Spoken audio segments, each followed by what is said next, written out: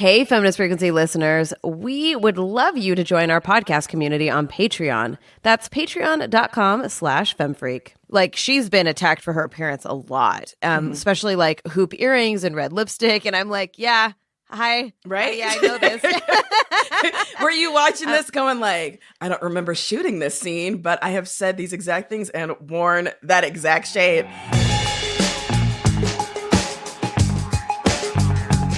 Welcome to Feminist Frequency Radio. This is episode 76, and I'm your host, Anita Sarkeesian. I'm joined, as always, by two women who have never even run for Congress. Carolyn Pettit. Hey. And Ebony Adams. I haven't run under this name, no. This is the show that asks you to be critical of the media you love, or alternatively, we're the feminist killjoys coming for your media, depending on your perspective. Today, we're going to be talking about the new Netflix documentary about four women who ran for Congress in 2018 called Knock Down the House. After that, we'll finish the show by each sharing a little something in What's Your Freak-Out?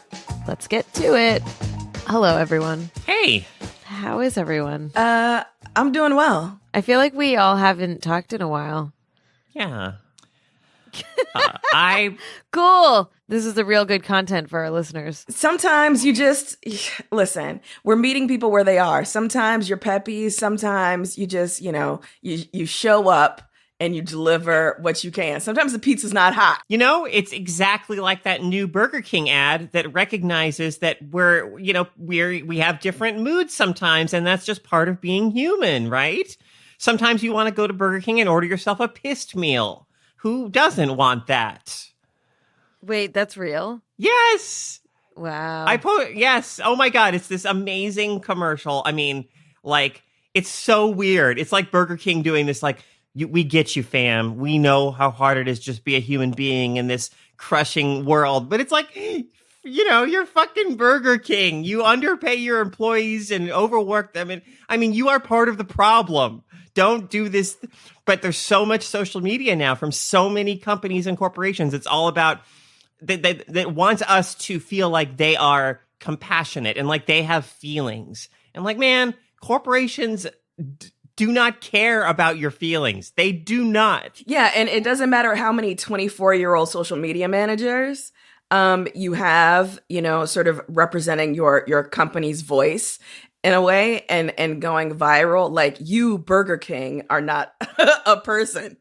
You, Wendy's, are not a person. Well, that reminds me of when Netflix canceled One Day at a Time, and then they said this whole sob story about the cancellation being like, this isn't an indication your story isn't important. We need to tell these stories. And we're like, you're the one who can do that. What is wrong with you? Oh, boy. Cool. Corporations. Yeah. This week in corporate news. Okay. Well, speaking of corporate news, I'm sure that's related to our entertainment news of the week. There's a big overlap. I mean, between. Anyway, so yeah, starting with some corporate news. This past week, boy, it's been a roller coaster ride for our friend Sonic the Hedgehog. So the trailer debuted. Okay. I just have to say that I was successfully avoided watching that trailer all day until I went to my neighbors and they're like, no, you need to see this thing. Yeah. So the Sonic the Hedgehog trailer, first of all, it inexplicably uses Gangsta's Paradise by Coolio as like the main song. I mean, the only reason I can think of for that is like, oh, Sonic was kind of big in the 90s. The people were trying to trigger the nostalgia feeling in. Probably they were growing up also when this song was popular. It has thematically absolutely nothing to do with Sonic. Let's put it in the trailer. Like, it's so perplexing. But in addition to that, many, many viewers had feelings about the design of Sonic the Hedgehog. And, what's interesting is that since then, the studio or filmmakers, some statement was released saying essentially like, we hear you and we're going to change the design for Sonic in response to feedback. This film is set to come out on November 8th. I imagine it's a tremendous amount of work to go back in and like redesign the character. It's a whole ridiculous saga. The whole thing is ridiculous top to bottom to me. Anyway, I don't really have anything else to say beyond that because I don't really care about Sonic the Hedgehog. But moving on to more important news. So Caster Semenya, the 800 meter, that would be, wow. The 800 meter Olympic champion from South Africa, this past week, the IAAF, a governing body in athletics, ruled that she, and I'm quoting from a Guardian story about this, she, quote, will have to take medication to significantly reduce her testosterone if she wants to run internationally at events between 400 meters and a mile. And I mean, this decision is infuriating on multiple levels. First of all, it's profoundly racist. Would this happen if she were a white woman? I mean, I doubt it. But, also just like this regulating of to be a woman means to fall within like this acceptable range has such far reaching implications in terms of what it means to be a woman or a man or a person of any gender that it's sick. Like it's trying to exert control over. I mean, it's her natural body, right? It's her body the way it naturally is. So it's outrageous that this would be the ruling. It's outrageous, and it's also so galling given the sort of rapturous ways in which male athletes are discussed and their sort of, supposed genetic predispositions to greatness. And, there's been a lot of conversation about like Michael Phelps, for instance, right? And how apparently his body naturally produces less lactic acid than other elite athletes. And so this is, at least partially responsible for his like overwhelming dominance in his sport. And this is considered a net good when it is a man doing something, physical, but it is, it makes people uncomfortable when it's a woman. It makes them doubly, triply uncomfortable when it is a Black woman. And this is, by no means unfamiliar to anyone who witnesses the way that, athletes like Serena Williams, for instance, are talked about. Entirely contrary to reason. But the sort of image of like the hulking, unfeminine, inappropriately muscular Black woman is something that has dogged, professional sports, imagery from the very beginning. And as you say, we would absolutely not be having this kind of conversation in this way if Caster Semenya were A, from the West, but B, and most importantly, if she were white. Yes. Semenya, thankfully for her part, and unsurprisingly, has said that she has no intention of taking the treatment that would be required of her to reduce her own testosterone level to fall within the limits set by the court. And she tweeted after the ruling, "Don't trade your authenticity for approval," which is awesome and powerful sentiment and statement coming from her in this moment. So what a champion! And so is Nike going to do a big ad for her too? Oh well, I kind of hope so. I mean, I doubt it. There's no way, but I wouldn't mind if they did. I mean, given the corporate reality that we live in at the moment. Xbox this past week released acceptable trash talk standards. Okay, acceptable trash talk standards, and I just want to quickly share with you kind of what those standards are and what they look like. Cut this out, Phil, because I am looking for the thing that I need. Please don't cut this out.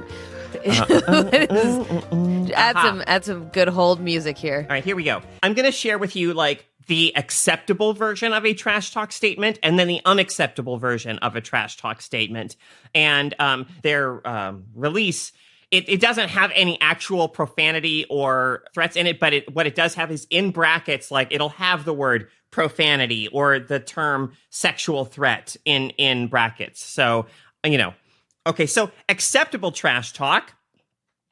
Get destroyed. Can't believe you thought you were on my level. But going too far looks like Get sexual threat. Can't believe you thought you were on my level. Acceptable trash talk includes, that was some serious potato aim. Get wrecked. Going too far looks like, hey, profanity, that was some serious potato aim. Get wrecked, trash. Who wrote this? I mean, you know, I'm sure a trained expert in like online, behavior and harassment at Microsoft. I'm sure wrote this. Realistically speaking, it is kind of cute that they did this, right? Like that this is like an educational tool to help deal with a really serious problem, but it's just so like charming is the right word. You know, like it's patronizing, but in this like way that nobody's going to actually take seriously or pay attention to. Right. It's going to have all the effect of like one of those cheesy after G.I. Joe little yeah. Hey, kids, but look both ways before you cross the street. Knowing is half the battle. Whatever. What it does do, though, is it creates a very clear, like almost enforceable terms of service, though. Yes, exactly. Is there like if you do this behavior outside of what we've deemed acceptable, we now, according to our policies, can take action. Yes. Okay, the Duchess of Sussex has given birth to a baby boy. Your reactions. Okay, live from the Keanu Reeves Memorial Studio.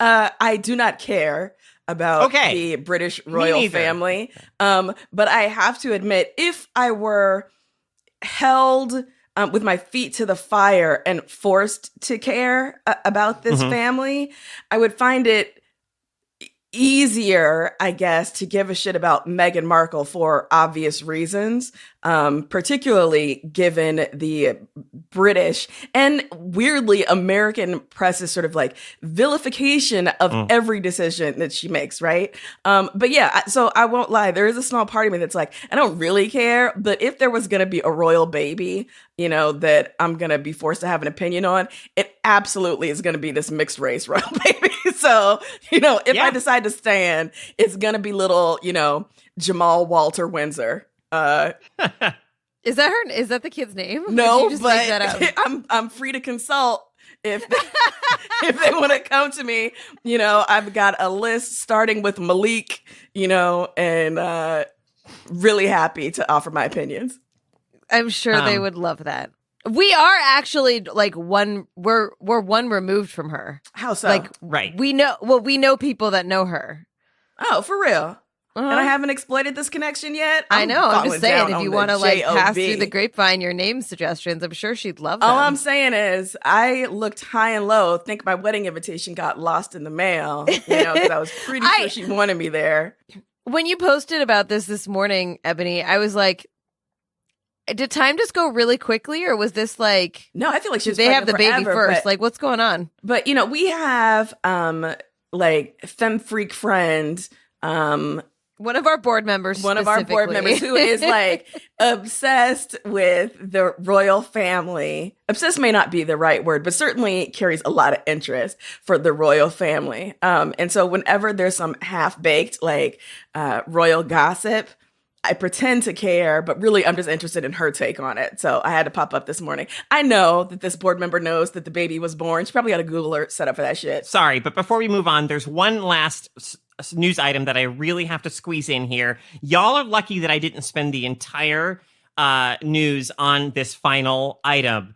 This is the biggest, by far, probably the biggest story I've ever covered here on Feminist Frequency Entertainment News. We all know that John Wick 3 comes out on May 17th, Caro. Oh, that's not news. Yeah, see, that's not news. This is news. October 29th, Find Me, the new book by Andre Asseman, the official sequel to Call Me By Your Name, is coming out. Oh, God.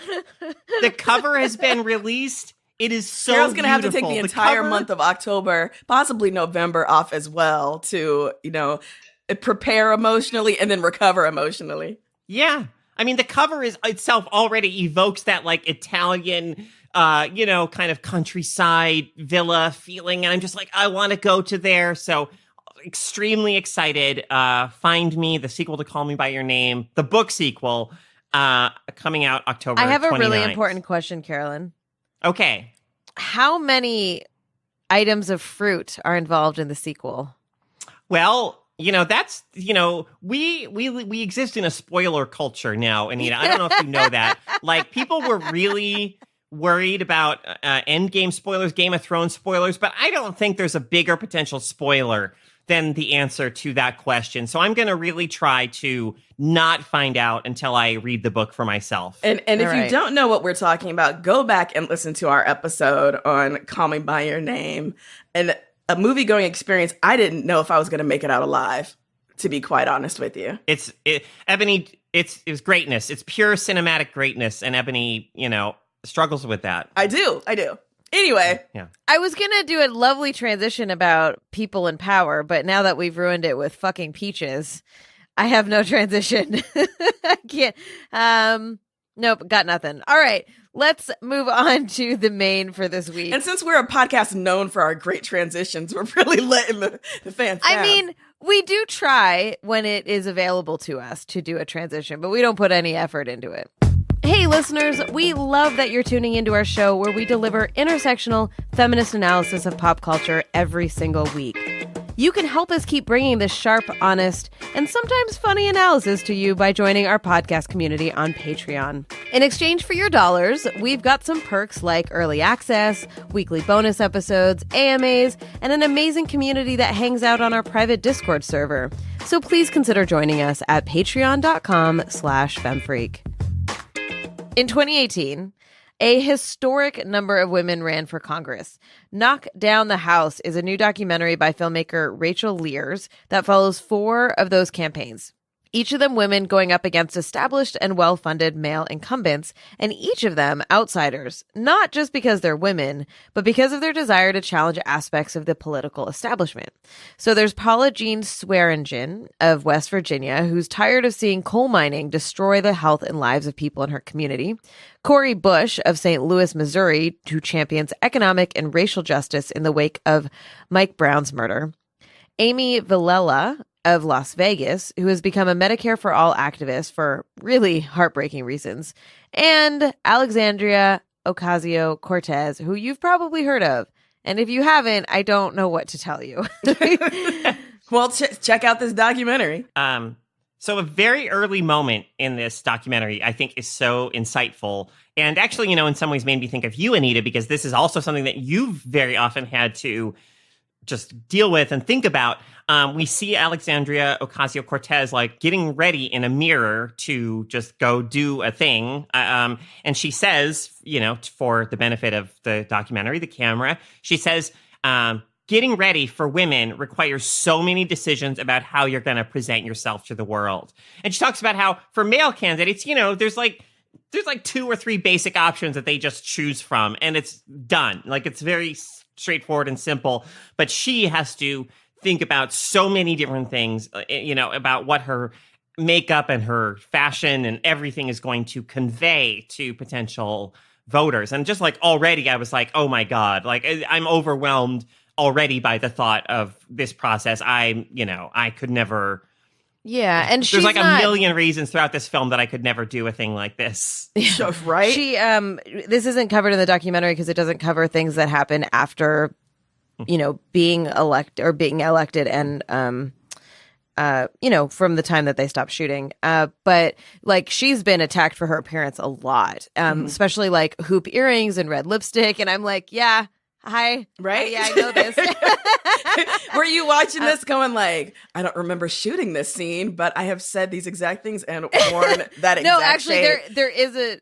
So I was thinking about, there's a documentary about me that's not out yet that has that same putting on makeup scene, and we are always framed that way, and it kind of pisses me off, and it reminds me of, there's a book I'm totally forgetting the name of, but I highly recommend it for cis folks because it's a book about if you want to educate yourself on basics of trans rights and existence and activism.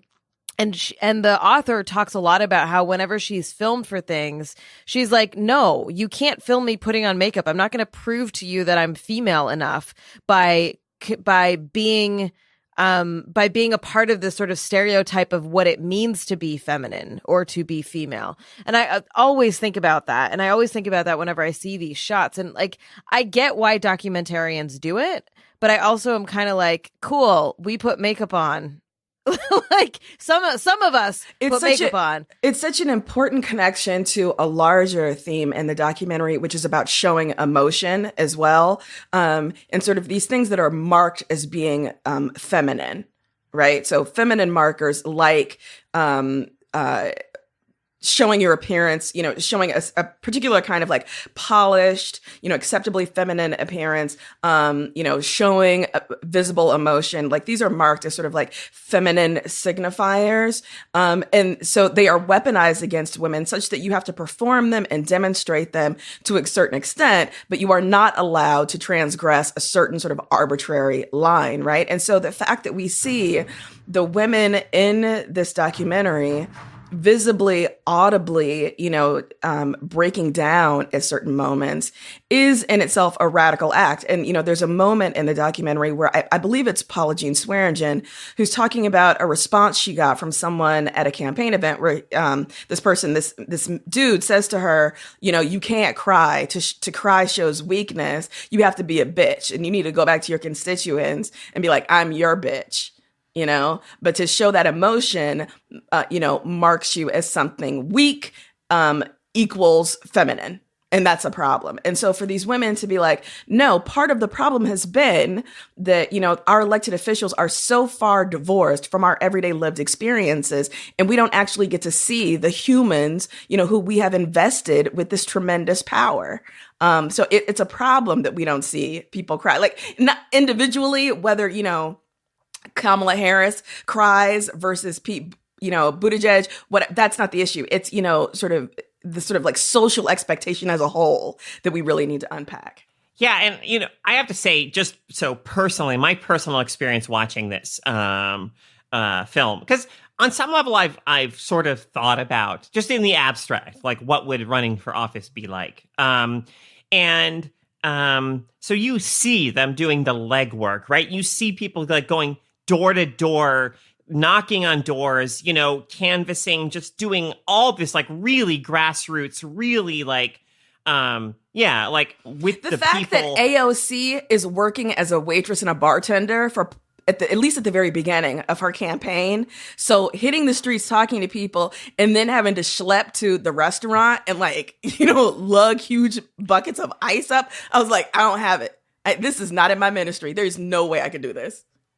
Yeah, but I have I've one time with the Democratic Socialists of America here in Berkeley, one time I went to like a meetup with them, and it was a go door to door and talk to people about healthcare issues and about two candidates who were running for this in this district.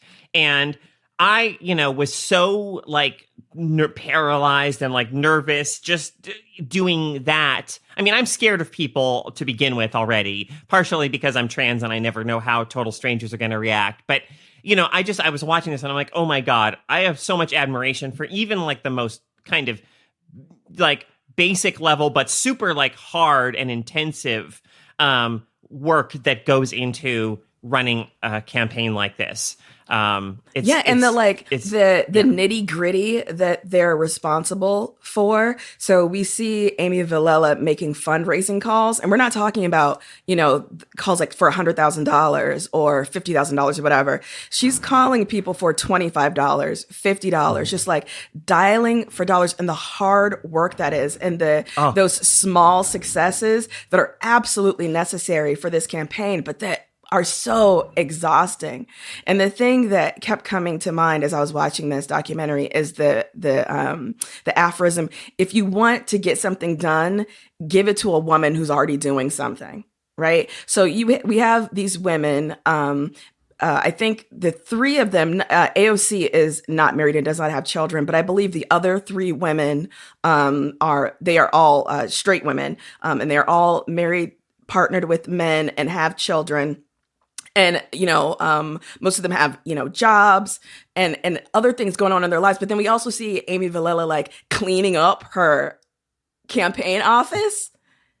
And I'm just like, Yes. just the nitty gritty. Like, these are not people who are making calls. I've talked before on a past episode about the show Veep and, like Selena Meyer, as played by Julia Louis-Dreyfus. The idea of someone like Selena Meyer cleaning up like a coffee spill is ludicrous, And yes, that show is fictional. Selena Meyer does not actually exist. But that kind of like party establishment figures, like this is the American elite. This is what we have in place of the monarchy and the aristocracy in this country. And so the contrast could not be more stark between people like, the Joe Crowley that AOC is trying to unseat versus someone like Amy Vilela, for instance, who is like, I got to run the vacuum in my campaign office.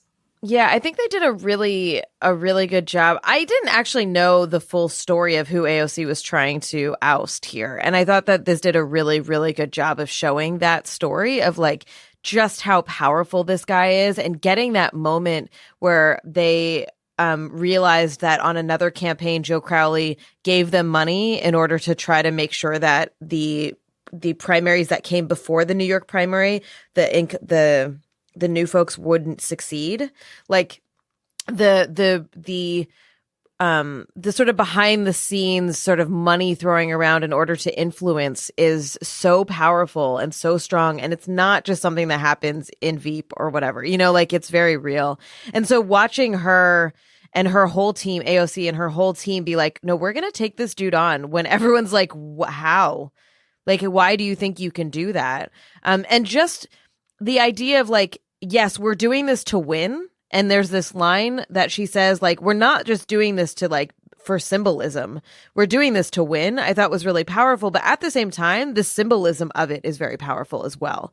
And that is what I think a lot of the other women who ran, who didn't make it, are sort of providing us, is this sort of symbolic counter to the corrupting influence of money in our politics. And so this leads me to the fact that we often ignore or do not see the organizing bodies behind activism. We see these individual leaders who rise up, and we tell these stories, and the media is so guilty of this, where they tell these stories of how they came from nowhere and then made it on their own into this like, David and Goliath story or what have you. But no, these women were recruited by an organizing body, Brand New Congress and is one of them, and then Justice Democrats is another, that went to find women to train them to take over these seats. These are non-career politicians. They don't necessarily, they don't have experience in this space, and they're coming from these particular backgrounds that can really inform them working for their constituents in a way that career politicians can't. So I think that I liked that was a big part of this story. And clearly the documentary felt like the filmmakers got connected with Brand New Congress and was like, let's tell a story about what you're doing here. Yeah. One thing I would have loved to have seen more, I mean, we get a taste of it, but in the space of, just under 90 minutes, we really don't have the time to really paint a picture in a way that I would have loved, is the particular flavor of regional politics that is so important to the way things run. So Las Vegas politics and the influence of the gaming industry looks drastically different from West Virginia politics and the influence of the coal industry, right? So ultimately, it is money and greed that are, the primary movers in both of those places. But it's going to look so different in West Virginia than it does in Las Vegas. People talk about Chicago politics. People talk about New York politics, right? It really does matter when they say that all politics is local. I would have loved to have seen more of that.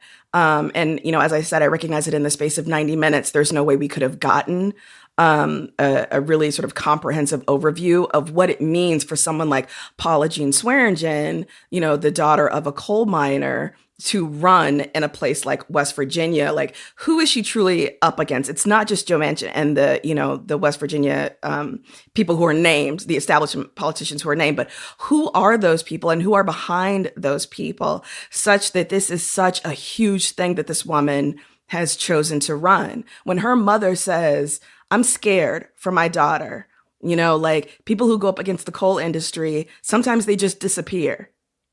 Like I wanted to hear more about that shit. Yeah. So this weekend, I ended up going for a short walk with a 75-year-old white dude. And whatever, I don't need to go into the details of why that happened. It was my family's neighbor. Anyways, and he was talking to me about how in the 60s, when he was in college, he could have gone to Washington to see Dr. King speak. But he didn't think it was important enough. And he was talking about how, he knew of the Black Panthers. He knew of these movements and he, the names of people and what was happening. But it just, he was like, it wasn't his fight, right? It wasn't his thing. And I was kind of I was rolling my eyes really fucking hard.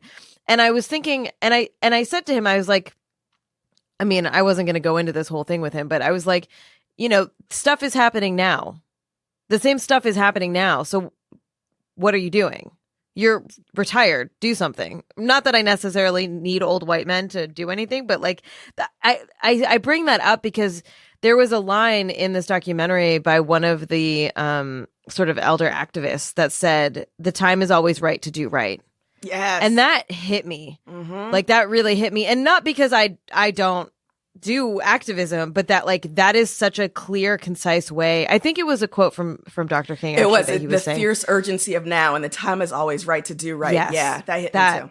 And I was like, I want that everywhere. I want to really get people to understand that if you didn't do something yesterday, you can still do something today. Mm-hmm. And that it's never gonna be easy. Yeah. And that's the one thing about this documentary. I watched it with my dad, who would never have watched this otherwise. Mm-hmm. And he was like, wow, it's a lot of work.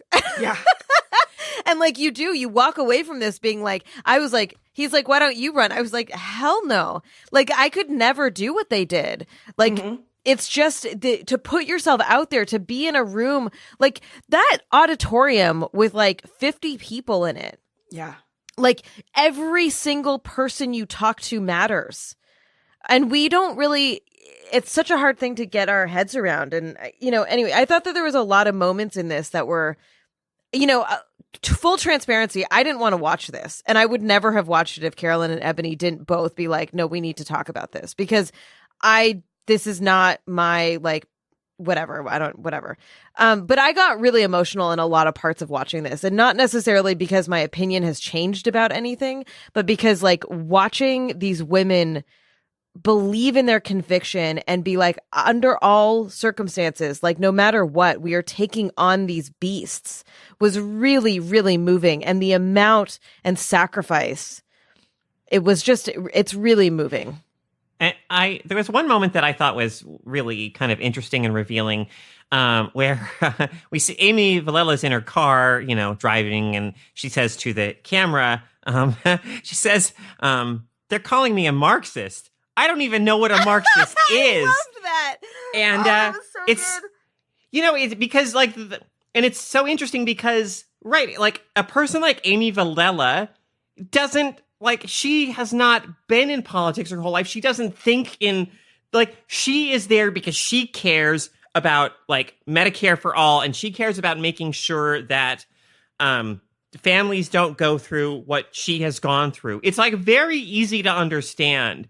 But people, reporters, the media, detractors, right wingers or whatever, they put all these labels on something that obfuscate the human reality of this is somebody who actually believes in something and is trying to be a part of this process because she believes that this is a fundamental right and a very, an important thing that this country has to do. It's, it's very easy to understand. So I want to clarify why I wasn't interested in watching this, because it is it is a point that I want.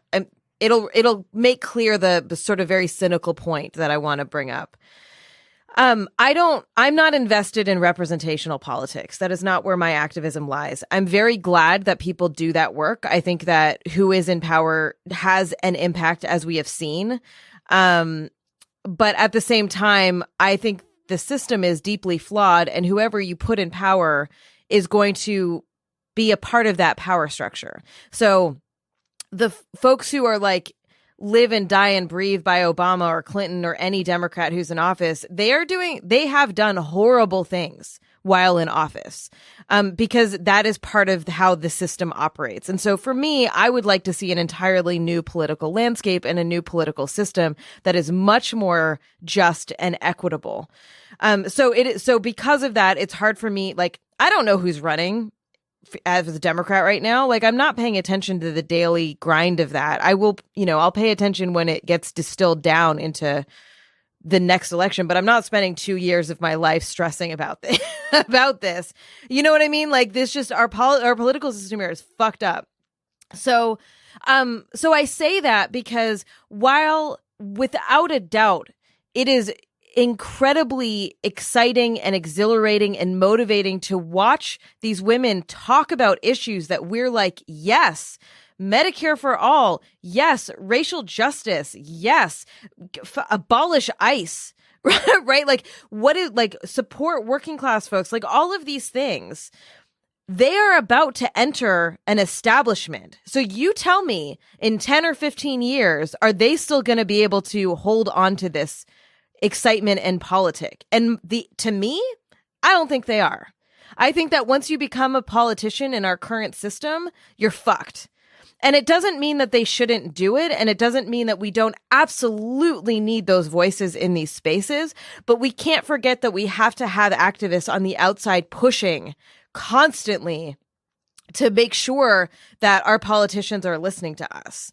And so that's my tension. And that's why I don't invest really heavily in this space. That was sense. One of the reasons why I was so glad we got to see figures like Joanne Whitehead in this film, who's a longtime community organizer.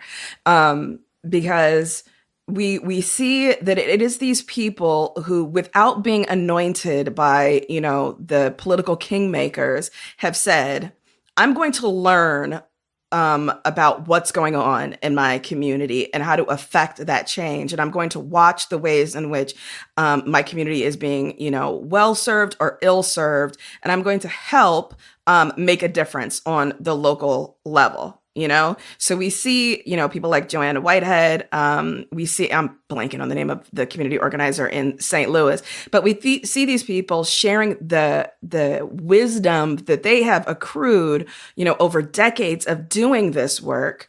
And the hope is that the kind of information that they are sharing with these candidates, once those candidates are in office, yes, will propel them for a while. But yeah, the reality is, from day one of taking office, you're then forced to start fundraising so that you can then be reelected in the next campaign, right? So if your job is at least partially to make sure that you continue to have a job, then that's going to absolutely affect how you vote on things, and Congress, the issues that you speak about, et cetera. Yeah, and Congress is every 2 years. Yes, yeah, so, I mean, like... It's every fucking 2 years. So what are you doing? You can't do anything other than get reelected and try to hold down the fort. Yeah. So, if you know that you need to get reelected and, rich person X has said that they will give you $100,000, but it requires that you vote a certain way, then, the temptation to vote a certain way so that you can get that money, so that you can stay in office, so that maybe potentially down the line, you can actually vote on those pet issues that propelled you into office is huge. Power is enticing, and it becomes, once you get it, you want to hold on to it. And we see this across all kinds of arenas that have people in power or who have come from nothing and gained power. You want to fucking hold on to that. And our system is set up. Our political system is entirely set up to sort of force you to maintain that power. You're not just going to give it up. I agree, but and everything that you are saying is absolutely correct. But for me personally, these past, living under Trump, for me, people like AOC, Rashida Tlaib, Ilhan Omar, seeing these women in that space has been it's like this thing that gives me hope under the fascist, the regime of Trump, is like seeing these women who are being way more bold and outspoken, thus far anyway, about so many things than their career colleagues who obviously do just kind of take corporate money and, work with lobbyists and, support corporate interests rather than really the interests of their constituents. Yeah, watching Joe Crowley completely fall apart against AOC, being like, "Yeah, I'm fighting Trump. Yeah, I'm doing it." And she's like, God, "No, but you're you not." won't say that. You won't say abolish ICE. So I have to say, like, as I said, I'm already a fan of AOC. But this movie, this documentary, kind of made me love her more just because of those very human moments that we get to see her in. One of which is when she and her, I guess, sort of strategist or campaign manager or somebody says, like, well, we could have we could go as far as abolish ICE, like for a poster slogan or whatever. And AOC is like, yeah, I would love a poster with abolish ICE. They're going to say that's gangsta. And I'm like, it's just such a real, authentic thing to say. And the other moment with her that I loved is like right before she's about to go out and debate Crowley for, I think, the first time.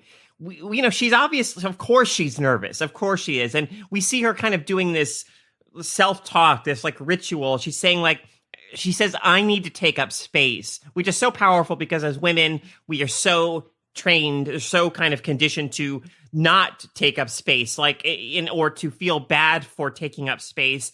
And, she says like, he's going to tell me I'm small, I'm young, I'm inexperienced. And then we see her sort of do this like Star Wars Jedi force push motion as if she's like pushing all that stuff away from her. And it's just cute. This like authentic little moment. And I mean, I was grateful to this documentary for giving me that like the human side. That woman has so much goddamn energy. I was just like, do it. Yeah. Like, yeah. I loved watching it. Like I loved watching her be like, I'm doing this. And I was like, cool. You're like 10 years younger than me. Do it. Yeah. Do it while you're young. And she was able to project that very like we're doing this to win kind of attitude, while we know that still somewhere deep in her heart of hearts there was like she didn't know she was going to win. Like she was very afraid of losing, and it was a tremendous surprise when she did win. It was like incredibly exciting because nobody thought she was going to win. Like to me, that and the other women who don't win their campaigns, do this too. Like it's so admirable to me for them to have just gotten in the fight and run the best damn campaigns they could have run, win or lose. And God, I have so much admiration for what these women did in over the course of what we see in this documentary. Me too. And I mean, it's not a weakness by any means, but, if you are, fairly well informed, I mean, you go into the documentary knowing that AOC wins, that she is elected, and that the other three women that the documentary focuses on do not win their challenges. And so, that the documentary is at least going to, like, a significant portion of the narrative is going to be spent on AOC. And so, yeah, it would be great to see like what happens after, like after the balloons have been popped, after the confetti, comes down, what these women who, upended their lives to make these challenges, where do they see themselves? If they do see themselves, remaining in politics, what would they like to do? How are we in like maintaining the momentum that they were able to marshal? And just before we wrap up on this, one thing that I absolutely loved in this documentary is the scene with AOC debating a proxy for Joe Crowley at a neighborhood debate that Joe Crowley doesn't even bother to show up at. and the very powerful image of Joe Crowley sending like a visible Latina woman to represent him at this debate that he's not going to, right? And sort of the way that illustrates what he takes seriously, what he and his campaign figured would be enough in that moment, right? Like, oh, clearly I'm your guy. Look, there are, people of color who are in my corner. But then to see that woman, be sort of insufficiently prepared to articulate any of Joe Crowley's like actual positions. Well, like that scene, it's right there. It was worth the price of admission. Like that was super, super important. And then to have the moderator be like, okay, well, we're going to wrap up, and folks jump up from the audience to be like, yo, I have a question we never got to. Like, there's over 300 businesses owned by Yemenis. How are you going to address the travel ban? Or the guy who comes up and is like, I have an issue that speaks specifically to the African community that lives here, right? Like, I love these people who, are taking the time out of their day, who are like, oh, God, I'm going to go to this community meeting. There's going to be 20 people there, and probably 3 of them are going to be people there who just want the donuts, but I got to say my piece. It was just, I loved it. I felt so energized, but also exhausted, on AOC's behalf. Totally. All right, y'all, knock down the house. It's on Netflix. Go watch it.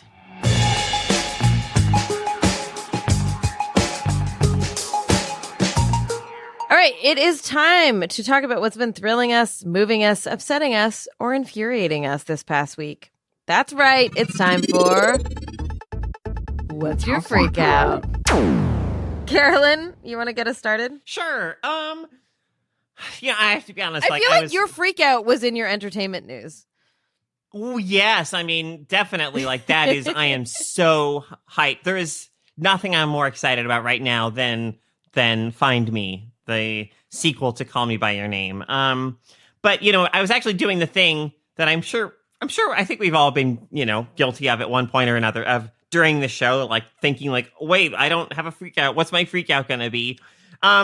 So, I will say that so the Criterion channel website, has launched as it's an online like library of all the films, I believe, in the Criterion collection. And well, not all the films, maybe some of the licenses for some kind of come and go, but a huge swath of films in the Criterion collection. And the Criterion collection is not like the be all end all of great cinema. Not all works of great cinema are in the collection. Not every film in the collection is necessarily great, but it is an exciting, for a film lover.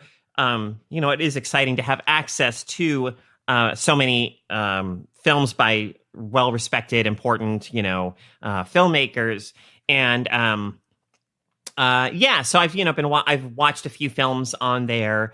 I'm actually sort of right now I'm in the process of watching a film called News from Home, which is by the feminist filmmaker Chantal Akerman, and it's a film that she shot in 1976 in New York City, and she's from France, the filmmaker, and she's getting all these like letters from her mom, and her mom is like missing her and is so desperate to see her, or hates that she's not writing more often. Kind of nagging mom letters from a mother who just wants a closer connection with her daughter, but her daughter's off, living her life and doing other things. And it's just, it's just these like images of New York City in like the mid 70s. And there's something just really mesmerizing and beautiful about it. Seeing, it's just people kind of going about their lives, or seeing these places in New York and how kind of vibrant and alive it was, but also kind of grungy and run down, and it's got so much flavor and personality. So anyway, the Criterion Collection website is, I'm looking forward to spending a lot more time digging through it, watching more films that I've never seen before. If you're a snobbish cinephile like myself, you may want to check it out. Excellent. Awesome. Ebony? I've had to take a brain break over the past week or so. So my freak out is a really small one. And I can hear our 3 listeners being like, yeah, you're never going deep on these things. So I don't know what you're complaining about. But anyway, I get so angry at this kind of, cultural dismissal of our online lives. And I speak specifically about people who are like, kids today or people today are not connecting in the ways that they used to. They're not doing it in a real human way. Everyone's glued to their phones. And this is, going to be revealed as, purely a detriment to, human civilization, whatever.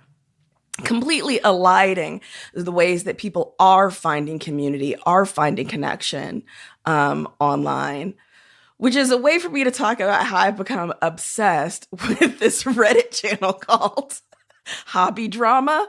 And it's just hilarious. I've been freaking out about it because I love reading, witnessing, watching other people freak out about their small, sort of very niche, obscure interests. And so my favorite at the moment is the drama on this Facebook group that's purely devoted to clam chowder.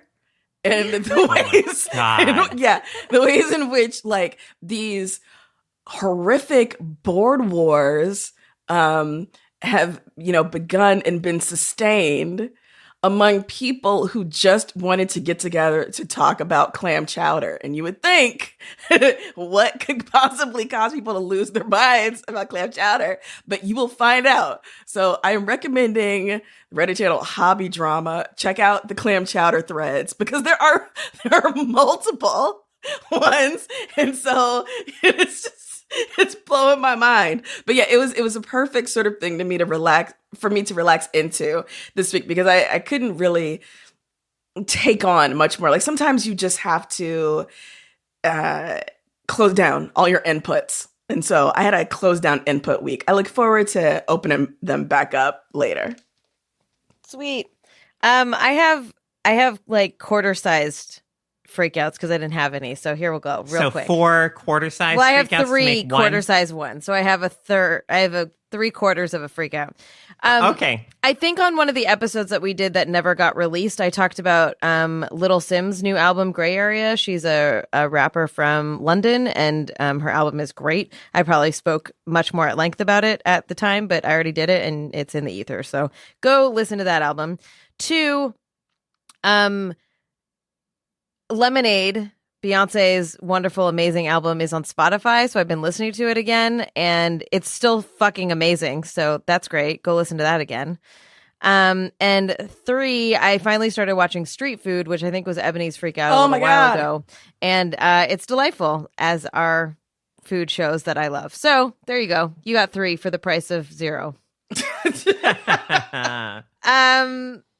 We do have a guest freak out this week, and it comes from Mandy. Hi, ladies. This is Mandy, and my freak out is the crowdsourced website doesthedogdie.com.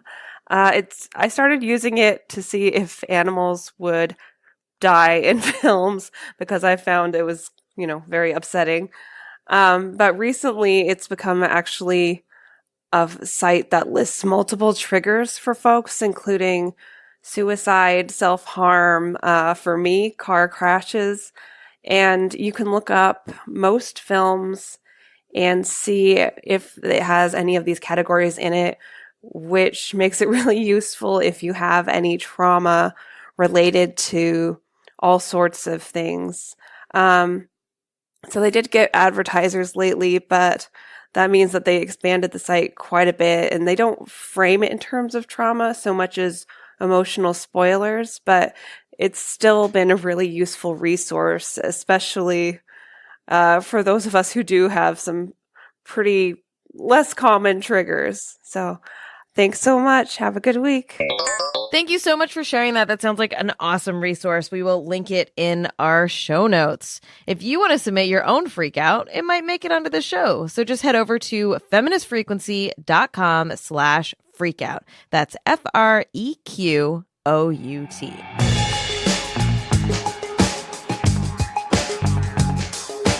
That's it, y'all. You can catch us back here every single Wednesday. Stay tuned for the Freakin' After Party, which is only available to backers of this podcast, which you can be.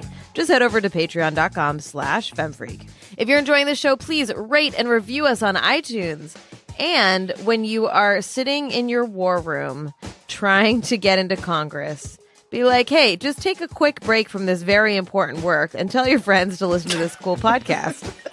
It's called Feminist Frequency Radio. You'll love it. You can check out all of our work and other podcasts at feministfrequency.com, and be sure to follow us on Twitter at FemFreak to stay up to date on all the news. You can find me at Anita Sarkeesian. I'm at Carolyn Michelle.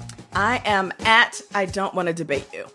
Our producer is Phil Circus, who also composed our theme music. Technical support by Sarah Norales. Art by Jamie Varon. And we're out. Later. Bye.